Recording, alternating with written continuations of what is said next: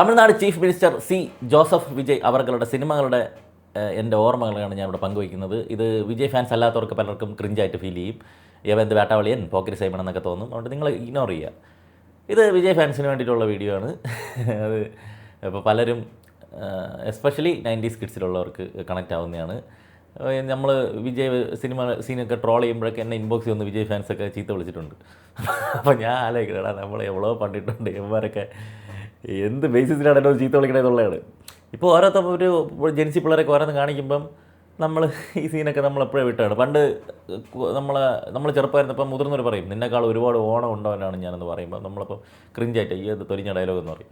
ഇപ്പോൾ നമ്മളിപ്പം ഒരു വയസ്സിലോട്ട് കടക്കുന്ന സമയത്ത് നമുക്ക് ഇത് കാണുമ്പോൾ അതൊക്കെ കാണാം, ഇതൊക്കെ നമ്മളെപ്പോഴും വിട്ട സീനാണെന്നുള്ള ഒരു ഇത് അത് തോന്നുന്നുണ്ട്. ഇപ്പം പണ്ടത്തെ പോലെ തിയേറ്ററിൽ പോയിരുന്ന് ഫ്രണ്ടിൽ പോയി ഡാൻസ് കളിച്ച് അങ്ങനത്തെ ബഹളം പരിപാടിയൊന്നുമില്ല. എന്നാൽ അത് ആസ്വദിക്കാനുള്ള മനസ്സിപ്പോഴും ഉണ്ട്. പിള്ളേർ കാണുമ്പോൾ ഉള്ളൊരു സന്തോഷം, ചെയ്യുന്നത് കാണുമ്പോഴുള്ള സന്തോഷം. ഇതേ തുള്ളാതെ മനവും തുള്ളും അത് വെച്ചിട്ട് വിജയ് ഫാൻസായ ഒരുപാട് പേരുണ്ട്. എനിക്ക് ഒരുപാട് പേരെ അറിയാം. അങ്ങനെ വിജയ് ഫാൻ ആയതല്ല ഞാൻ പക്ക പോക്കിരിയുടെ അതുമുതൽ വിജയ് ഫാൻ. പിന്നെ എല്ലാ പടവും അതുപോലെ ഇതുവരെയുള്ള എല്ലാ സിനിമകളും ഫസ്റ്റ് ഡേ കണ്ടിരിക്കും. ഈ ലാസ്റ്റത്തെ ജനനായകൻ വരെ അങ്ങനെയാണ്. അങ്ങനത്തെ ഒരു വിജയ് ഫാൻസ്. അപ്പം ആ സമയത്ത് ആഘോഷം, ബഹളം, തിയേറ്ററിൽ ടിക്കറ്റിന് വേണ്ടിയിട്ടുള്ള അടിപിടി, ടിക്കറ്റ് എടുത്താൽ ടിക്കറ്റ് കൈ കിട്ടിയതിന് ശേഷം അടുത്ത് തിയേറ്ററിൽ കയറാൻ വേറൊരു ക്യൂ ഉണ്ട്. കാരണം നമ്മൾ ഏറ്റവും താമസിച്ച് പോയാൽ നമ്മൾ ഫ്രണ്ടിൽ തറ ടിക്കറ്റ് പോയിരുന്നു കാണേണ്ടി വരും. ആദ്യം കയറുന്നതിന് നല്ല സീറ്റ് പിടിക്കാം, ആ ഒരു അവസ്ഥയാണ്. അവിടെ വേറെ ക്യൂ. ചിലപ്പോൾ രാവിലത്തെ ഷോ കാണാൻ പറ്റില്ല, വിശന്ന് ആ ക്യൂവിൽ തന്നെ നിന്ന് ഉച്ചയ്ക്കത്തെ ഷോ കാണും. തിരുവനന്തപുരത്ത് കള്ളവണ്ടി ട്രെയിനിൽ കയറിയിട്ട് തിരുവനന്തപുരത്ത് വരും. വന്നിട്ട് അവിടെ നിന്ന് ചിലപ്പോൾ പൈസ കാണില്ല. അവിടെ സിനിമ കാണാൻ പറഞ്ഞ ആൾക്കാരുടെ അടുത്തൊക്കെ ഇങ്ങനെ ഇറക്കും, ചേട്ടാ ഒരു 5 രൂപ 2 രൂപ വന്നു. അപ്പോൾ പ്രായം അങ്ങനെയാണ്. +2 ഒക്കെ കഴിഞ്ഞ് കോളേജിലൊക്കെ ഉള്ള സമയമാണ്. അപ്പോൾ ഇതുപോലെ എങ്ങനെയെങ്കിലുമൊക്കെ പൈസയൊക്കെ ഒപ്പിച്ചിട്ടൊക്കെ ആയിരിക്കും പല സിനിമകളും കാണുന്നത്. അവിടെ അജന്ത തിയേറ്ററിൻ്റെ ഇപ്പുറത്ത് ഒരു തമിഴ്നാട്ടിലെ അവർ നടത്തുന്ന ഒരു ടിഫിൻ സെൻറ്റർ ഉണ്ടായിരുന്നു. ബിരിയാണിയൊക്കെ കിട്ടും അവിടെ, വെജിറ്റബിൾ ബിരിയാണി 12 രൂപയായിരുന്നു അപ്പോൾ. നമ്മൾ കാക്ക ബിരിയാണിയാണെന്ന് പറയുന്നത്. ഇതെങ്ങനെയും ആ ബിരിയാണിയൊക്കെ തിന്ന് വിശപ്പടക്കി വൈകുന്നേരം ട്രെയിനിൽ കയറി തിരിച്ചു പോകുന്നത്, അങ്ങനത്തെ ഒരു കാലം ഉണ്ടായിരുന്നു. അപ്പം ഈ ക്യൂവിൽ രാവിലെ കയറി കഴിഞ്ഞാൽ നമുക്ക് ടിക്കറ്റ് എത്തുന്നതിന് മുമ്പ് ഹൗസ് ഫുള്ളാവുമെന്നൊന്നും നമുക്ക് ഉറപ്പിക്കാൻ പറ്റില്ല. കുറേ പേര് ബ്ലാക്കിന് ടിക്കറ്റ് എടുത്തുകൊണ്ട് പോകും, ഭയങ്കര പൈസയ്ക്ക് വിൽക്കും. നമുക്ക് സാമ്പത്തികമൊന്നും ആ സമയത്ത് അങ്ങനെ കയ്യിലില്ലാത്തതുകൊണ്ട് ബ്ലാക്കിന് പൈസ എടുക്കാനുള്ള ടിക്കറ്റ് എടുക്കാനുള്ള നിവൃത്തിയില്ല. നമ്മൾ ക്യൂ നിന്ന് ചിലപ്പോൾ 11:30 ഷോ നമ്മളെ ക്യൂവിൽ നമ്മളെത്തും മുമ്പേ തീരും. പിന്നെ നമ്മൾ ഉച്ചയ്ക്കത്തെ ഷോ അവർ ആ ക്യൂവിൽ അവിടെ നിൽക്കണം. മാറിക്കഴിഞ്ഞാൽ വേറെ വരും, ടിക്കറ്റ് പറിച്ചെടുക്കാൻ വേറെ ടീമുകൾ. ഒരുപാട് ബഹളവും ഒരുപാട് ഒക്കെ ഇത് ത്യാഗമൊക്കെ സഹിച്ചൊക്കെയാണെന്ന് ഓരോ സിനിമ കാണുന്നത്. ഇപ്പം ബുക്ക് മൈ ഷോയിൽ ബുക്ക് ചെയ്ത് ഈസി ആയിട്ട് ആയെങ്കിലും തിയേറ്റർ ഇഷ്ടംപോലെ തിയേറ്ററുണ്ട്. അപ്പം വിരലെണ്ണാവുന്ന തിയേറ്ററുകളുള്ളൂ. അപ്പം അങ്ങനത്തെ ഒരു കാലഘട്ടം, അതിൻ്റെ ഓർമ്മകൾ ഇതെല്ലാം വിജയോടൊപ്പം ചേർന്ന് നിൽക്കുകയാണ്. എനിക്ക് തോന്നിയിട്ടുള്ള കാര്യം 90s കിഡ്സിൽ പറയാൻ ഒരുപാട് പ്രൗഡ് സാധനങ്ങളുണ്ട് നമുക്ക്. ലാലേട്ടൻ്റെ പ്രൈം സമയം, ദാസേട്ടൻ, സച്ചിൻ, AR റഹ്മാൻ, ഇവരുടെയൊക്കെ ഒരു സമയം, ഒരു ഏരിയ, ഒരു സാധനം 90s കിഡ്സ് പറയുമ്പോഴേക്കും ഈ പുതിയ ആൾക്കാർക്ക് അത് പഴയ പാട്ടല്ലേ എന്നുള്ള അത് നമുക്ക് എന്തുമാത്രം നമ്മുടെ ജീവിതത്തോട് ചേർന്ന് നിൽക്കുന്നതാണ്. നമ്മുടെ ജീവിതത്തിൻ്റെ താളമാണ് ഇവരൊക്കെ. അങ്ങനെ ഒരു ഏരിയ, ഒരു സമയമുണ്ട് 90s കിഡ്സിന്. ഇപ്പോഴത്തെ പിള്ളേർക്ക് അത് മാറി ഇവർക്ക് പുതിയതായിട്ടുള്ള വേടൻ, അങ്ങനത്തെ ട്രെൻഡ് പരിപാടി, അവരുടേതായിട്ടുള്ള ഇതുണ്ട്. ഈ 2 ജനറേഷനും ഒരേപോലെ എൻജോയ് ചെയ്ത ഒരു കാലഘട്ടമാണ് ദളപതി വിജയ് കൊടുത്തിട്ടുള്ളത്. അപ്പോൾ പണ്ട് വിജയ് നമ്മളിപ്പോൾ പോക്കിരി കണ്ട് റസിക്കൻ പരിപാടിയാണെങ്കിലും അവർക്ക് തന്നെ ഇപ്പം വന്നിട്ട് ലിയോ കാണുമ്പോഴുള്ള ഒരു വൈബ് പുതിയ പിള്ളേർക്ക് കിട്ടുന്നുണ്ട്.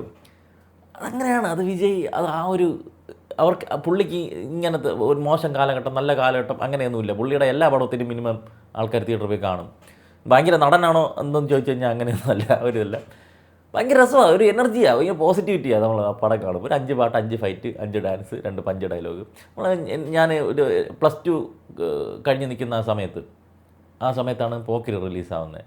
അപ്പം മുതലുള്ള ആ ക്യാരക്ടർ തെറ്റെന്ന് പറയാനുള്ള ഒരു നട്ടല്, നെഞ്ചുരുവ്, ഇതിൻ്റെയൊക്കെ ഒരു പ്രതിരൂപമായിട്ട് കാണുമ്പം നമുക്കും ആ സമയത്തുള്ള നമ്മുടെ ക്യാരക്ടർ റിഫോം ചെയ്യുന്നതിന് വളരെയധികം ഇദ്ദേഹത്തിൻ്റെ കഥാപാത്രങ്ങൾ സ്വാധീനിച്ചിട്ടുണ്ട്. ഇതൊക്കെ പറഞ്ഞു കഴിഞ്ഞാൽ പലരും ക്രിഞ്ചായിട്ട് തോന്നും, അങ്ങനെയാണത്.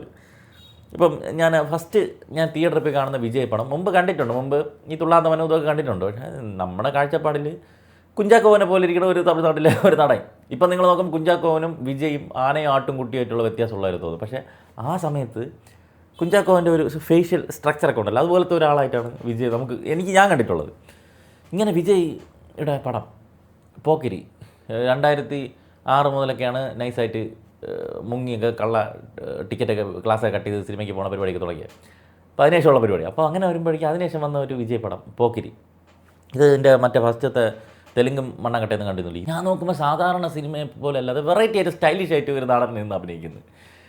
ആ പോക്കിരിയിലെ ആ ഒരു ക്യാരക്ടർ അവിടെ നിന്ന് സത്യമൂർത്തി IPS എൻ പുള്ളേടാവൻ എൻ പുള്ള എന്ന് പറഞ്ഞുകൊണ്ടിരിക്കുമ്പോഴേക്കും ആ വണ്ടി നിറങ്ങി വരണ ഒരു സീനുണ്ട്. എൻ്റെ പൊന്നോടെയോ ഒരൊറ്റ സീന് എനിക്ക് കയറിയ ഗൂസ് ബംസ് അന്നത്തെ പറയാൻ വാക്കുകളില്ല.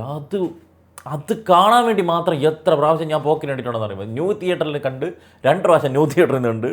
പിന്നെ അതുല്യ ആണ് അഞ്ജലിയല്ല അതുല്യെന്ന് വീണ്ടും കണ്ട് നെയ്യാറ്റിക്കര തമിഴ്സിൽ 9 ടിക്കറ്റേ ഉള്ളൂ. ഇതിൽ കയറി ബാക്കിൽ പോയിരിക്കും. 7-8 പ്രാവശ്യം ഞാൻ കണ്ടിട്ടുണ്ട്. 6 പ്രാവശ്യമെങ്കിലും ഞാൻ മിനിമം കണ്ടിട്ടുണ്ടാവും. അത്രയും കണ്ടിട്ട് എനിക്ക് പ്രാന്തായി വിജയ് ഫാനായ ഒരു cinema Pokkiri. Sathyamurthy IPS N പുള്ള ഒരൊറ്റ സീൻ കാണാൻ വേണ്ടി മാത്രം ഞാൻ പോകും. അതിപ്പോൾ എപ്പോൾ കണ്ടാലും എനിക്ക് അത് ഹയ്യ. അതുപോലത്തെ സിറ്റുവേഷൻസ് ഒരുപാട് സിനിമകളിൽ വന്നിട്ടുണ്ട്, പാപ്പപ്പായൊക്കെ വന്നിട്ടുണ്ട്. പക്ഷേ ഇത് സംതിങ് ഇത് സ്പെഷ്യലായിരുന്നത്. അങ്ങനെ വിജയിലെ ഒരു ഇത് അപ്പോഴേക്കും ഇവിടെ ഫാൻസ് ബഹളമൊക്കെ ഭയങ്കരമായിട്ട് എസ്റ്റാബ്ലിഷ്ഡായി കേരളത്തിൽ. മുമ്പ് ഉണ്ടായിരുന്നു, പക്ഷേ ഇത് ഭയങ്കരമായിട്ട് പോക്കരി കഴിഞ്ഞപ്പോൾ ഭയങ്കര വിജയ് എന്നുള്ള സാധനം വന്നു, സ്റ്റാൻഡം വന്നു, ഒറ്റപ്പടം. അത് കഴിഞ്ഞിട്ട് അതേ വിജയ് വീണ്ടും വരുന്നു, അടുത്ത പടം അഴകിയ തമിഴ് മകൻ. എന്ത് വിലയിടത്തും കാണണം. പാട്ടൊക്കെ AR റഹ്മാൻ്റെ 5-6 പാട്ട് എല്ലാം തൂക്ക്, ഒരു രക്ഷയില്ലാത്ത ഹിറ്റ്. ട്രെയിലറൊക്കെ കാണാനുള്ള ഓപ്ഷനൊന്നും അപ്പോൾ ഇല്ല, നെറ്റൊന്നും കാര്യമായിട്ടൊന്നും വന്നിട്ടൊന്നുമില്ല. ആ പോസ്റ്ററും കാര്യങ്ങളൊക്കെ മാത്രമേ ഉള്ളൂ. നല്ല ലുക്ക്. പക്ഷേ ഇപ്പോഴും വിജയ് ഏറ്റവും കൂടുതൽ നല്ല ലുക്കിൽ വന്നിട്ടുള്ളത് അഴകിയ തോമയിലാണെന്ന് ഞാൻ പറയും. ഭയങ്കര രസമാണ് വിജയ് കാണാൻ. അല്ലെങ്കിൽ പാട്ടൊക്കെ വീണ്ടും കണ്ടുകൊണ്ടിരിക്കും. ഇത് കോളേജിൽ നിന്ന് കട്ട് ചെയ്തിട്ട് പോയത് കളിയിക്കാവള റിച്ചു തമിഴ്സിൽ പോയി കണ്ട് അവിടെ ടിക്കറ്റ് കണ്ട് അവരാതായി പോയി. പക്ഷേ സ്റ്റിൽ ആ പടം ആ പാട്ടുകൾ കാണാൻ വേണ്ടി കാണാം. പിന്നെ വിജയ് ഭയങ്കര രസമായി കാണാൻ. ആ വില്ലൻ കോപ്രായം അതൊക്കെ ഉണ്ട്. പക്ഷേ പോക്കരി കഴിഞ്ഞിട്ട് നമ്മൾ അത്രത്തോളം പ്രതീക്ഷിച്ച് പോയി. ഇത് കണ്ടപ്പോഴേക്കും ഭയങ്കര നിരാശയായിപ്പോയി. അത് കഴിഞ്ഞിട്ട് പിന്നെ വരുന്നതാണ് കുരുവി. പാട്ടുകളൊക്കെ ഭയങ്കര ട്രെൻഡിങ് ആയിരുന്നു. കുരുവി അടിച്ചാൽ ഒരുപാട് ഇത്. പക്ഷേ ഫസ്റ്റ് അഞ്ജലിയിൽ ഇരുന്നാണ് ഞാൻ കാണുന്നത് അല്ലേ, അഞ്ജലിയിൽ ഇരുന്നാണ് കാണുന്നത്. അഞ്ജലി തന്നെ 2 പ്രാവശ്യം ഞാൻ പടം കണ്ടിട്ടുണ്ട്. ഫസ്റ്റ് ഹാഫ് വെട്ടം പോലെ ഒരു സാധാരണ പടം പോലെ പോയി. അപ്പോഴും നമുക്ക് ഇത്രയും ഭയങ്കര സിനിമയെ മറ്റേതായിട്ട് ചിന്തിക്കാൻ അങ്ങനെയൊന്നും നമ്മൾ ചിന്തിക്കുന്നില്ല. നമുക്ക് എന്താ പറയണ കഥയോ അതിൻ്റെ ഇതൊന്നും നോക്കല്ല. നമുക്ക് സ്ക്രീനിൽ പരിപാടി നടക്കണുണ്ടോ, ഇത് മാത്രമേ ഉള്ളൂ. സെക്കൻഡ് ഹാഫിൽ ആ കടപ്പ ആ സീനൊക്കെ എനിക്ക് അവിടെ വർക്കായി. അപ്പോഴും പിന്നെ ഇപ്പം നോക്കുമ്പോൾ ഭയങ്കര ക്രിഞ്ചായിട്ട് തോന്നിയെങ്കിൽ അന്ന് ഫസ്റ്റ് ടൈം കണ്ടപ്പോൾ എനിക്ക് വർക്കായി. കാരണം വിജയയുടെ മാനറിസം പരിപാടിയൊക്കെ ഉണ്ട്. രണ്ടാമതൊക്കെ വീണ്ടും കണ്ടിട്ടുണ്ട് കുരുവി. അത് കഴിഞ്ഞ് വീണ്ടും വരുന്ന പോക്കിരിയുടെ ഡയറക്ടറുമായിട്ട് വരികയാണ്. പോക്കിരിയുടെ ഡയറക്ടർ പ്ലസ് നയൻതാര വില്ല്. ഫസ്റ്റ് ഇൻട്രോ സൂപ്പർമാനാ സ്പൈഡർമാനാ പോക്കിരി മാൻഡി അവിടെ തീർന്നു. എന്തൊരു പടം, ഒത്തിരി ഉറപ്പിച്ച് കളഞ്ഞു ആ പടം. പോക്കിരിയുടെ ഇതിൽ നിൽക്കുകയാണ് ഇപ്പോഴും. ഇത് കഴിഞ്ഞിട്ട് ഇതിലെ പാട്ടുകൾ കാണാൻ വേണ്ടി ഇത് 2 പ്രാവശ്യം കാണും. ഈ മൊട്ടപ്പടം എന്തൊക്കെയാണെങ്കിൽ 2 പ്രാവശ്യം കാണും. ആ സമയത്ത് അങ്ങനെയായിരുന്നു. അത് നമ്മളെ വില്ല് തിരുവനന്തപുരം അഞ്ജലിയിൽ നിന്ന് 2 പ്രാവശ്യം കണ്ടിട്ടുണ്ട്. അത് കഴിഞ്ഞ് വേട്ടക്കാരൻ പറഞ്ഞു. വേട്ടക്കാരൻ എനിക്ക് അപ്പോൾ ഇഷ്ടപ്പെട്ട പടമാണ് കേട്ടോ. കുറച്ച് കത്തി ഉണ്ടെങ്കിലും എനിക്ക് ഭയങ്കര ഇപ്പോഴും എനിക്ക് ഇഷ്ടമുള്ള സിനിമയാണ്. ഭീകര പടമൊന്നുമല്ല, പക്ഷേ ഈ കമ്പാരിറ്റീവ്ലി ഈ പടങ്ങളെ അപേക്ഷിച്ച് ഒരു അത്യാവശ്യം കണ്ടുകൊണ്ടിരിക്കാൻ കൊള്ളാമെന്നുള്ളൊരു സിനിമയായിട്ട് എനിക്ക് ഫീൽ ചെയ്തിട്ടുണ്ട്. അത് വേട്ടക്കാരൻ കണ്ട് തിരുവനന്തപുരം പാർത്താസ്, തിരുവനന്തപുരം രമ്യ 2 പ്രാവശ്യം കണ്ട് വേട്ടക്കാരൻ. അതിൽ അപ്പ കിട്ട കേട്ടിയേ അണ്ണം കിട്ട കേട്ടിയാ എന്തെങ്കിലുമൊക്കെ ഈ പടങ്ങളിൽ കാണും, എവിടെയെങ്കിലുമൊക്കെ എന്തെങ്കിലും സാധനം കാണും, മതി. പിന്നെയാണ് ഭയങ്കരമായിട്ട് നിരാശപ്പെട്ട സാധനം തിരുവനന്തപുരം അഞ്ജലിയിൽ. ഈ സിനിമയും ഞാൻ 2 പ്രാവശ്യം കണ്ടിട്ടുണ്ട്. സുറ ഇൻട്രോയിൽ ഡോൾഫിനെപ്പോലെ ഇങ്ങനെ പൊങ്ങും കഥം. 2ാം പ്രാവശ്യം എന്തിനു കാണണമെന്ന് വെച്ചാൽ തഞ്ചാവൂർ ജില്ലക്കാരി പാട്ട് കാണാൻ വേണ്ടി 2ാം. ഇതൊക്കെ മതി റീസൺ. അപ്പോഴിതൊക്കെ നല്ല നമുക്ക് സന്തോഷം. ഈ സമയത്ത് വേറെ ട്വിസ്റ്റ് കടന്നിവിടെ. സൂര്യയുടെ വാരണായിരം, അതുപോലെ അയൺ, ഇത് 2ഉം കയറി കൊളുത്തി. അയൺ എന്തോ 100 ദിവസം ഒറ്റ ഓടി നമ്മൾ തിരുവനന്തപുരത്ത്. ഈ പകുതി വിജയ് എന്ന് വിളിച്ചോണ്ടത് വേട്ടാവളിയും ഇത്രയും പടങ്ങൾ പൊട്ടിയുണ്ട്. നേരത്തെ ഒന്നടക്കം കുറേ എണ്ണം സൂര്യ ഫാൻസിലോട്ട് ചാടി. അന്ന് മുതലാണ് ഈ സൂര്യ വിജയ് ഫാൻ ഫൈറ്റ് ഇവിടെ ഉണ്ടാവുന്നത്. അതിനുമ്പേ സൂര്യ എങ്കിരിയൊന്നുമില്ല, ഗജനി ഒരു ഹിറ്റ് ഉണ്ടായിരുന്നേ ഉള്ളൂ. ഈ സമയത്താണ് ഇത് പകുതി എണ്ണം വിജയ് ഫാൻസ് ആകുമാർ. ഇവന്മാർക്ക് ഇപ്പോഴും ഉള്ളിൽ വിജയ് എടുത്ത് ഭയങ്കര ഇഷ്ടമാണ്. അന്നത്തെ ആ ഒരു ഈഗോ കാരണം അവർ സമ്മതിക്കാത്ത. അപ്പോൾ ഭയങ്കര ഫൈറ്റായിരുന്നു. വിജയ് സൂര്യ ആടി പിടിക്കുക. വിജയുടെ പടമെല്ലാം മാട്ടപ്പടമായിട്ട് പോയിക്കൊണ്ടിരിക്കണം. അവന്മാർ ഊക്കുന്നു. സൂര്യയുടെ പടങ്ങൾ ഒന്നിനൊന്ന് മെച്ചമായിട്ട് വരുന്നു. അങ്ങനെ സൂര്യ ആ ഒരു സ്റ്റാർഡത്തിലോട്ട് എത്തിയ ഒരു സമയമായിരുന്നു. അവിടെ അജിത്തൊന്നും ഇവിടെ ചിത്രത്തിലൊന്നുമില്ല. അജിത്ത് ഫാൻസ് ഉണ്ട്, തമിഴ്നാട്ടിലൊക്കെ ഭയങ്കര ഫാൻസ് ആയിരുന്നു. ഇവിടെ അങ്ങനെ എൻ്റെ യൂണിവേഴ്സിൽ എന്തായാലും ഇല്ല, അജിത്ത് വിജയ് ഫാൻ ഫൈറ്റ് ഇല്ല.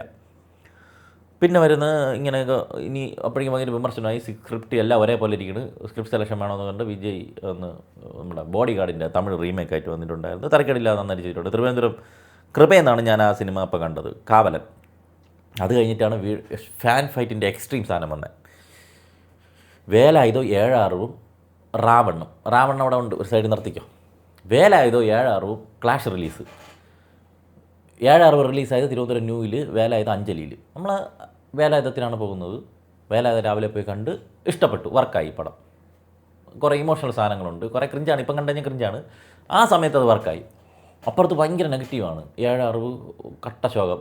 ഇവിടെ അത് കാണാതെ അവിടെ പോയി കണ്ട സൂര്യ ഫാൻസൊക്കെ പോയിട്ട് തേങ്ങടേ എന്നൊക്കെ പറഞ്ഞിട്ട് ഇപ്പോഴും ഓർമ്മയുണ്ട്. നമ്മളിവിടെ എൻ്റർടൈൻമെൻറ്റ്. റാവണ്ണും പൊട്ടി. ഇത് ഇങ്ങനെ ഓക്കെ.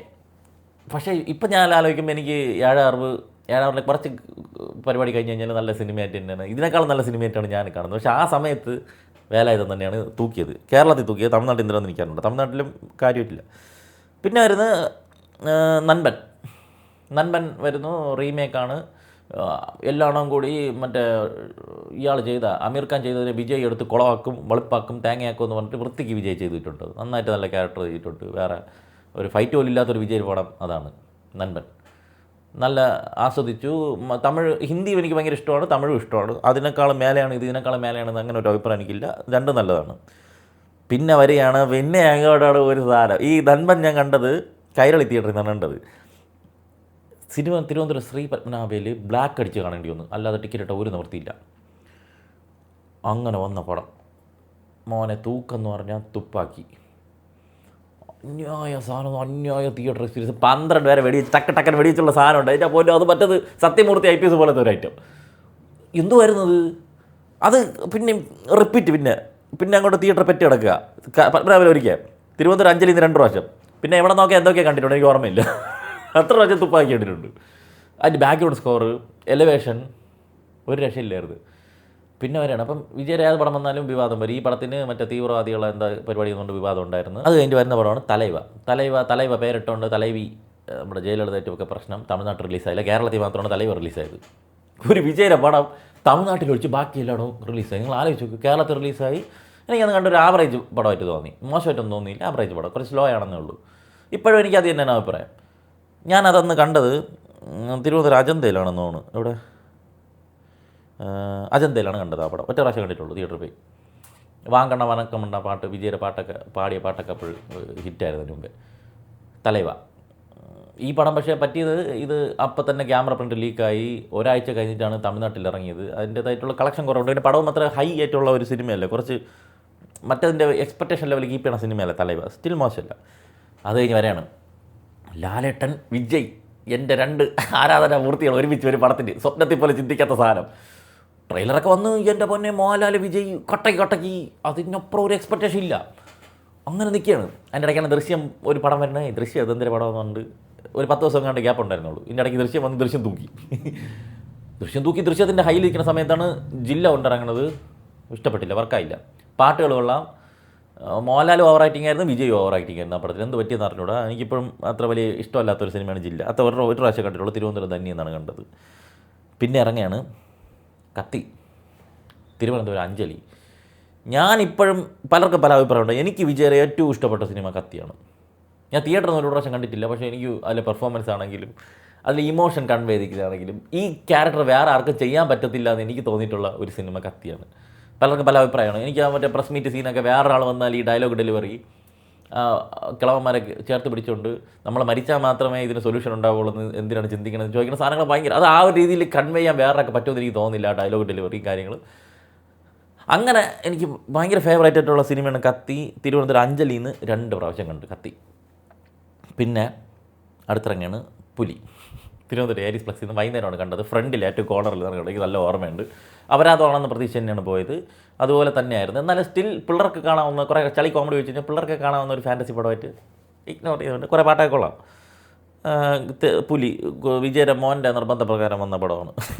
അത് കഴിഞ്ഞ് വരെയാണ് നമ്മുടെ ആറ്റ്ലിയുമായിട്ട്. ഈ ഏരീസ് പ്ലക്സിൽ ആദ്യം കണ്ട പടം പുലിയാണെന്ന് തോന്നുന്നു, വിജയുടെ പടം. അതെ, അതിനും ഏരീസ് പ്ലക്സ് ഇല്ല. പിന്നെ വരികയാണ് തെറി, ആറ്റ്ലിയുടെ ഫസ്റ്റ് പടം. വിജയ് ഫാൻ ബോയ് പണ്ണൽ, ഗംഭീര എക്സ്പീരിയൻസ്.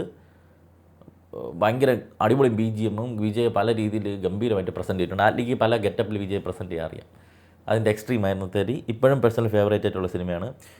പിന്നെ ഭൈരവ, തെരി കണ്ടത് തിരുവനന്തപുരം ശ്രീകുമാറിലെ, പിന്നെ കണ്ടത് ഭൈരവ തിരുവനന്തപുരം ഏരീസ് ഫ്ലക്സിൽ നിന്ന് തന്നെയാണ് കണ്ടിട്ടുള്ളത്. വൈകുന്നേരമാണ് കണ്ടത്.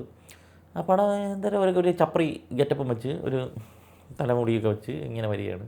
പല ഫ്ലോപ്പ് പടം സുറയാണെങ്കിലും ഈ പറഞ്ഞ കുരുവി എത്ര ഫ്ലോപ്പ് പടമാണെങ്കിലും നമുക്കല്ല സീനും കാര്യങ്ങളൊക്കെ ഓർമ്മയുണ്ടാവുമേ. ഈ ഭൈരവേല ഒരു തേങ്ങ എനിക്ക് ഓർമ്മയില്ല. എന്തിനാണ് അങ്ങനെ പടം ഇറക്കിയത്? എന്തൊരു വിജയൻ തന്നെ എന്തോ ഒരു ശുഷ്കം സാധാരണ ഒരു പിടിച്ച പടം പോലെ എനിക്കൊന്നും ഓർമ്മയില്ല ആ പടത്തിൻ്റെ. ഇപ്പം ഞാൻ പടം ഇട്ട് കഴിഞ്ഞാൽ ഫ്രഷ് ആയിട്ട് കാണും പോലെ ഇരിക്കും. ഒറ്റ പ്രാവശ്യം കണ്ടിട്ടുള്ളൂ, വെറുത്ത് ഭൈരവ. പിന്നെ വരെയാണ് മെർസൽ, തിരുവനന്തപുരം കൈരളിയിൽ നിന്നാണ് കണ്ടത്. ഉച്ചയ്ക്കുള്ള ഷോ കണ്ടു. നല്ല അടിപൊളിയായിട്ട് വിജയ് പ്രസൻറ്റ് ചെയ്തിട്ടുണ്ട്. വീണ്ടും അറ്റ്ലീസ്റ്റ് സംഭവം വന്നിട്ടുണ്ട്. ഭയങ്കര ഹിറ്റായിരുന്നു സിനിമ. അത് കഴിയാണ് സർക്കാർ ആ സമയത്ത് ആവറേജ് ആയിട്ടേ തോന്നിയിട്ടുള്ളൂ. കുറച്ച് ക്രിഞ്ച് സാധനങ്ങളുണ്ടായിരുന്നു. പക്ഷേ കുറേ നല്ല മൊമെൻറ്റ്സ് ഉണ്ടായിരുന്നു. സ്ക്രിപ്റ്റിൽ നല്ല പണിയുണ്ടായിരുന്നു. വിജയ് കാണാൻ നല്ല സ്റ്റൈലിഷ് ആയിരുന്നു. അതുകൊണ്ട് തന്നെ ഇവിടെ 2 പ്രാവശ്യം കണ്ടിട്ടുണ്ട്. സർക്കാർ ഏരീസ് പ്ലസിൽ നിന്നും കണ്ട്, തിരുവനന്തപുരം കൈരളിൽ നിന്നും കണ്ട്. ഇപ്പം പക്ഷേ നിങ്ങൾ കണ്ടു നോക്ക് സർക്കാർ, നിങ്ങൾക്ക് പലയിടത്തും ഗൂസ് ബംസ് അടിച്ചു. ഇയാൾ ഇതല്ലേ യഥാർത്ഥത്തിൽ കാണിച്ചതെന്ന് നമുക്ക് തോന്നും. അങ്ങനെ ഒരു പ്രത്യേകത ഈ പടത്തിലുണ്ട് സർക്കാരിന്. സംവിധാനം മുരുകദാസാണ് ചെയ്തിരുന്നത്. പിന്നെ വരാണ് ബിഗിൽ, തിരുവനന്തപുരം ശ്രീ പത്മനാഭയിരുന്നാണ് കണ്ടത്. കൈദി അപ്പോഴും കൈദിയും ബിഗിലുമായിട്ടാണ് ഒരുമിച്ച് വന്നത്. കൈദി കാണില്ല, നമ്മൾ ബിഗിലല്ലേ കാണുള്ളൂ ഫസ്റ്റ്. ബിഗിൽ കണ്ട് ഒരു ആവറേജ് ഫീലാണ് തോന്നിയത്. കുറേ സീനൊക്കെ ഓവറായിരുന്നു. പക്ഷേ രായപ്പൻ ക്യാരക്ടർ വിജയുടെ തന്നെ മികച്ച ക്യാരക്ടർ. ഇയാൾ ആറ്റ്ലി ചെയ്യുന്ന സമയത്ത് ക്യാരക്ടറിനെ നല്ല രീതിയിൽ വിജയെ പ്രൊജക്റ്റ് ചെയ്യാൻ ഇയാൾക്കറിയാം. അങ്ങനെ ഒരു ക്യാരക്ടർ രായപ്പൻ്റെ കുറേ മാസ് മൊമെൻറ്റ്സ് നല്ലതായിരുന്നു തിയേറ്ററിൽ. നല്ലൊരു ആവറേജ് ആയിട്ടുള്ള പടമുള്ളൂ. കുറേ ക്രിഞ്ച് ഉണ്ടായിരുന്നു സിനിമയിൽ. ഇപ്പുറത്ത് കൈദി അതിന് കഴിഞ്ഞ് കണ്ടപ്പോഴാണ് ലോകേഷ് കനകരാജ് കൈദി ബിഗിലിനെ കടത്തി വെട്ടിയ ഒരു സാധനം. പിന്നെ വരെയാണ് മാസ്റ്റർ റിലീസിനൊന്ന് കാണാൻ പറ്റുമെന്ന് എനിക്ക് ഒരു പ്രതീക്ഷയില്ലായിരുന്നു. ഒരു പ്രതീക്ഷയും. കാരണം കോവിഡ് പകുതി സീറ്റേ ഉണ്ട്. 50% വെച്ചിട്ടാണ് മാസ്റ്റർ. ലോകേഷ് കനകരാജ് പ്ലസ് വിജയ്. കൈദിക്ക് ശേഷം വരുന്ന ലോക്കി വിജയ്. ഒരു രക്ഷയില്ല ടിക്കറ്റ് കിട്ടായി. ഒരു തരത്തിലും കിട്ടുന്നില്ല. 50% വിജയയുടെ പടമൊക്കെ തിയേറ്ററിലെ പകുതി വെച്ചിട്ട് നടക്കണ കാര്യം തന്നെ. എന്നിട്ടും അവർ ധൈര്യം ഉണ്ടായിരുന്നു. വെയിറ്റ് ചെയ്ത പടം ഇറക്കി. ഞാൻ കണ്ടത് കാട്ടാക്കട കാളിദാസ് ഇതാണ് കണ്ടത്. കോർണറിലിരുന്നാണ് കണ്ടത്. ഫസ്റ്റ് ആദ്യത്തെ 45 മിനിറ്റ് ഫ്രണ്ടിലിരുന്ന് കണ്ട് കോർണറിൽ. പിന്നെ നോക്കിയപ്പോൾ എല്ലാവരും കൂട്ടുകാരായിട്ട് വന്നവരൊക്കെ ഒരുമിച്ചിരുന്ന് കാണുന്നു. ഒരുപാട് ഏരിയ വേക്കൻ്റായി. പിന്നെ ബാക്കിയിരുന്ന് സുഖമായിട്ട് കണ്ട്.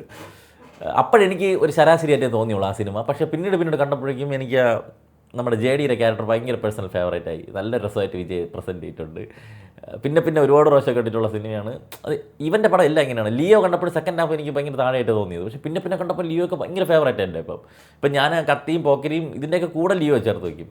ഇയാളെ പണ്ടല്ല അങ്ങനെയാണ്. ലൊക്കേഷൻ്റെ അടിപൊളി ഇതായിരുന്നു.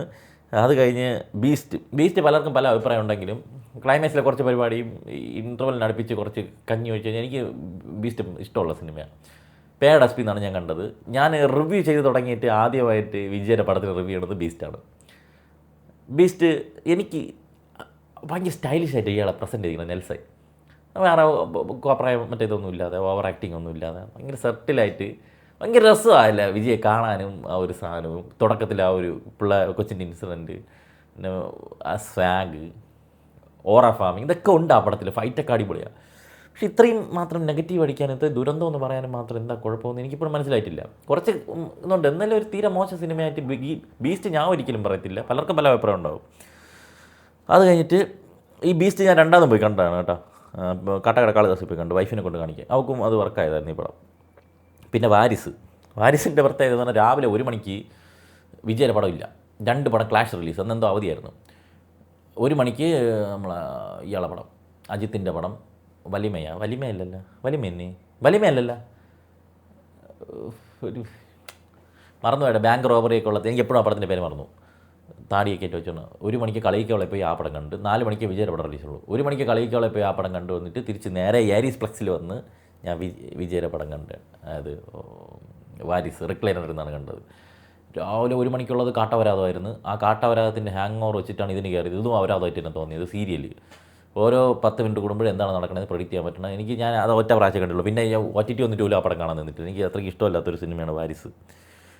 ലിയോ കാട്ടാക്കട കാളിദാസിൽ 2 പ്രാവശ്യം കണ്ടു. ലിയോ ലുലുവിൽ പോയിട്ട് 2 പ്രാവശ്യം കണ്ടു. ഓരോ തവണ കാണുന്ന ഒരു ഇഷ്ടം കൂടി വന്ന ഒരു സിനിമയായിരുന്നു. സെക്കൻഡ് ഹാഫിൽ എല്ലാവരും അപരാധം എന്ന് പറയുമ്പോഴും ആ ഫ്ലാഷ് ബാക്ക് മാത്രമേ ഒരു അല്പം ഡൗൺ ആയിട്ടുള്ളൂ. അത് അത്രയും പടം അത്രയും കയറി നിൽക്കുന്നതുകൊണ്ട് അത്രയും ഭാഗം മോശമായിട്ട് തോന്നുന്നതാണ്. പക്ഷെ ഒരിക്കലും ലിയോ ഒരു മോശം സിനിമയല്ല. വിജയ് അത്രയും സ്റ്റൈലിഷായിട്ട് പ്രസൻറ്റ് ചെയ്തിട്ടുണ്ട്. ഭയങ്കര രസമാണ് വിജയ് അതിലെ കാണാൻ. ഫസ്റ്റ് ഹാഫൊക്കെ ഞാൻ ഇപ്പോഴും പറയും ലൊക്കേഷൻ്റെ ഏത് പടം എടുത്താലും ഏറ്റവും മികച്ച ഫസ്റ്റ് ഹാഫ് ഉള്ളത് ലിയോ ഒക്കെയാണെന്നുള്ളത്. ആ കോഫി ഷോപ്പ് സീൻ എൻ്റെ ആ പൊന്നെ പടക്ക് സാധനം ലിയോ. ഏറ്റവും അവസാനം ഒരു കിക്ക് കിട്ടിയത് ലിയോയ്ക്ക് തന്നെയാണ്. ഗോട്ട് തിരുവനന്തപുരം ഏരീസ് ഫ്ലക്സിൽ രാവിലെ 4 മണിക്കുള്ള ഷോ ഒട്ടും ഇഷ്ടപ്പെട്ടില്ല. എന്തൊക്കെയോ കാണിച്ചു വെച്ചിട്ടുണ്ട് അവരത്. മോനായിട്ട് വന്നതൊന്നും എനിക്ക് വർക്കായിട്ടില്ല. കുറേ പേർക്ക് ഇഷ്ടപ്പെട്ടിട്ടുണ്ട് അത്. അത് കഴിഞ്ഞിട്ട് ജനനായകൻ തിരുവനന്തപുരം കൃപയിൽ ഫാൻസ് ടിക്കറ്റിലാണ് കണ്ടത് വിത്ത് പോപ്കോൺ. പടം ഇതൊരു ഫെയർവെൽ പടമായിട്ട് എനിക്ക് തോന്നിയില്ല. കുറച്ചുകൂടി നന്നായിട്ട് ചെയ്യാമായിരുന്നു. പക്ഷേ അങ്ങനെ എനിക്ക് കാണാൻ പറ്റില്ല എന്നുള്ള ഒരു ഇമോഷണൽ വെച്ചിട്ടാണ് കണ്ടത്. അതുകൊണ്ട് ഒരുപാട് സീനുകളൊക്കെ ആസ്വദിക്കാൻ പറ്റിയിട്ടുണ്ട്. അപ്പോൾ ഒരു അധ്യായം, ഒരു കാലഘട്ടം, ഒരു ചരിത്രം അങ്ങ് കഴിഞ്ഞു. എൻ്റെ എത്ര വർഷങ്ങൾ നീണ്ട സിനിമാ യാത്രയിൽ എൻ്റെ കൂടെ ഉണ്ടായിരുന്ന ദളപതി വിജയ്. ഞാൻ പലപ്പോഴും ഞാൻ കട്ട ലാലേട്ടൻ ഫാനാണ്. അത് കഴിഞ്ഞിട്ട് രണ്ടാമത് എനിക്ക് വിജയുള്ളൂ. പണ്ടും അങ്ങനെ തന്നെയാണ്, ഇപ്പോഴും അങ്ങനെ തന്നെയാണ്. ഇവർ രണ്ടുപേരും പോലെ എനിക്ക് വേറെ ആരുമില്ല. അതാണ് വേറെ ആരുടെ അങ്ങനെ ഫാനിസം എനിക്കില്ല. എനിക്ക് ഫഹദിനെ കുറച്ച് ഇഷ്ടമാണ് യങ്സ്റ്റേഴ്സിൻ്റെ ഇടയിൽ, അത്രേ ഉള്ളൂ. വേറെ അല്ലാതെ ഞാനിപ്പം നീ അവൻ്റെ ഫാനല്ലേ ഇവൻ്റെ ഫാനല്ലേ എന്ന് പറഞ്ഞു കഴിഞ്ഞാൽ ഞാൻ ഇത്രയേ ഉള്ളൂ. വേറെ ഫാൻ എന്നുള്ള സാധനം എനിക്കില്ല. അതിലൊന്ന് തമിഴിലുള്ള തീയതി ഇനി എല്ലാവരും ഈക്വലായിട്ട് കാണാമല്ലോ. നമുക്കിനി ആരെയും അങ്ങനെ ഒരു ഇതില്ല. കഴിഞ്ഞു. എന്തരാ വരട്ടെ.